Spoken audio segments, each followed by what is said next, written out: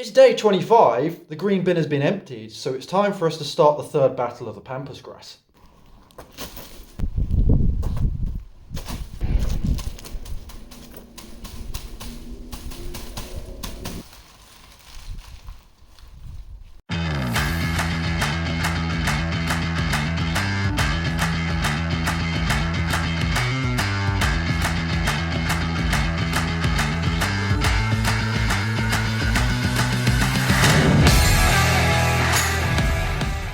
I tell you what, if there's a world championship for guessing how much pampas grass you can fit in a standard household bin, I'd absolutely ace that, because that was everything I chopped out, and it all fitted in very nicely. So we can see now we've got that huge lump off the top.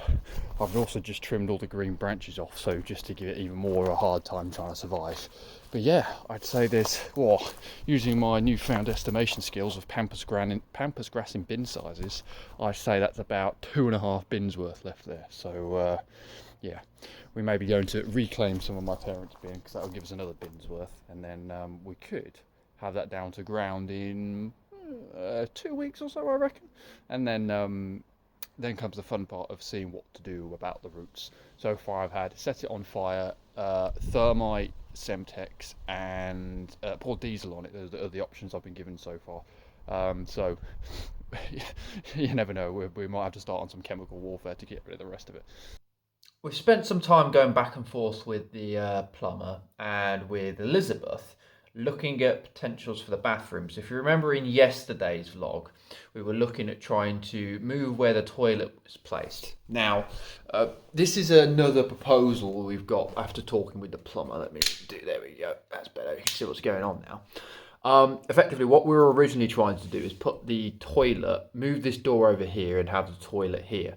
Now, the problem we've got with doing that, which I thought would be the case when we spoke with the plumber, is one, the joists for the floor actually run in this direction down the house, and there's a joist probably about here, which would mean if you're trying to put the toilet in this area over here where we were looking at originally doing it, one, you're not going to have enough run underneath there in terms of lengthwise to be able to do it, because you said you have to have a 1 centimetre drop for every 60 centimetres length, so it's touch or go. And two, because of the joist being there, you wouldn't be able to have the pipe work running that way. So he said we'd probably have to do an external stack, which means this would go outside the building, which I really don't want to do because they just look naff, if I'm being completely honest. So what I then propose we do is we would actually just swap where the door was and put the door where it currently is on this drawing, and then we would put the toilet here and keep the 1000 mil Yantis unit there, which may or may not be feasible with the length of it. He's got to do some checks there, but that could potentially be feasible because it would bring the toilet on the right side of the joist over here to then run into the stack over here. But what he actually proposed back is, he says normally what he does is he mounts a sink underneath windows in the right way. So what he's actually proposing we do is building a whole vanity unit toilet combo over this area. I mean, we could always potentially turn that toilet that way. This way you have the sink underneath the window. You could build this stack area, he said, you can build that up to be a floor to ceiling type cabinet, which would give us tons of storage, and storage is one of the big problems we've got with this particular property at the moment. And he said you would put a mirror off to one side of the sink, which I've potentially proposed we do like a floor to ceiling mirror here. Now, I've sat and drawn up some of the pros and cons of this. So pros for me, let's just talk it that way. So one, we get the extra storage from here. Two, we covered up the stack in the corner, which is good. Three, I quite like the concept of having the floor to ceiling mirror. One, it's good for obviously doing outfit checks or anything else like that for Elizabeth. And if we want to take selfies in it, which is great, but then the problem is you'd have a toilet in the background, then we can be recording vlog footage from the mirror, which would be fantastic. One thing I don't like about it though, is that one, I really kind of want the mirror above the sink, because like when you do brushing your teeth or anything else like that, normally you want a mirror directly in front of you, so that's a bit It also means that it's going to be a lot more costly in terms of building these units in and making it all, because it's going to have to be custom built to custom fit as well. So but we could temporarily put the current vanity unit just there, just so it's on there and fit the toilet wherever it's going to go. You also end up losing a bit of space here. One of the other pros, the one I forgot to mention as well, is obviously simple thing, but you can actually mount a toilet roller holder here, whereas down here you've got to have like a freestanding unit, so you can actually just mount that straight into the wall. So Elizabeth and I are going to do some talking. We're going to do some research. We're going to look around about how that could potentially look like. It's not a terrible proposal. I'm not saying I'm completely against it. I think I just need some convincing of what it could potentially look like. So we're going to do some more doodling, some sketches. But yeah, that's drawing number 2 of what we could potentially do. Other conversations we've then had is Jack reached out to me because he was saying that his uncle is actually selling a couple of sofas and a dining room table set. The sofas are like quite deep. They're a little bit worn, a little bit dated, but they're only £40 for the 2 of them. And the desk and the dining room table and chairs, which again are in decent nick, they're worn, they're used.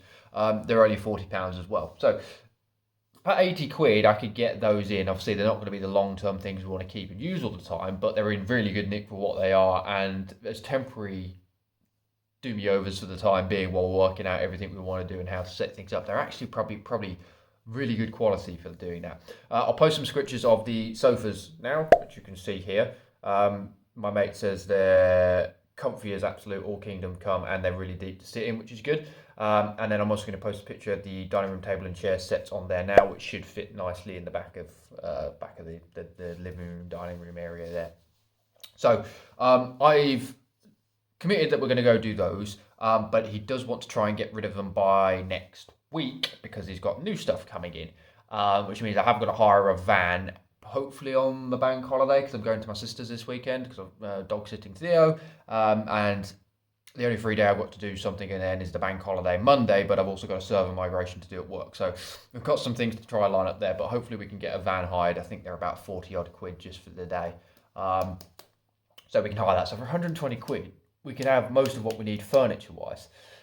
The only other challenge I've got with it is that obviously I've got the asbestos survey being done, we've got all the plumbing and electrics being done, which means I've got to safely store those units while all that's being done. And part of the reason I'm sitting in a camping chair and sleeping on an airbed and all of this malarkey is because we know we're going to be ripping stuff out. So the more I bring into the house, the more I've then got to move out and store when we're ripping everything out anyway. So it's kind of annoying that we have to get those in there, but I think it's too good an opportunity to pass up. So we're going to arrange for collection of those, and we're going to be upgrading the seating arrangements from a garden chair, at least temporarily, and the dining arrangements from my ironing board. We'll actually have a dining room table to sit and work on, which will be nice as well. On a more frustrating note, however, this isn't going to be an action-packed vlog. Apart from the World War III on the bush, literally World War III, because it's the 3rd time we've attacked it now, we're not going to do much more. It is already 11 o'clock. I lost probably an hour or so, easily. There was some roadworks of gas main stuff they've been doing in the local area, and it just completely obliterated the roads. It was awful. There was ambulances all stuck in the traffic as well. It was causing absolute carnage. So yeah, I lost about an hour of my life there, which if I hadn't have done that, I might have started actually trying to strip the ceiling tonight, but it's already 11 o'clock, so not going to do that.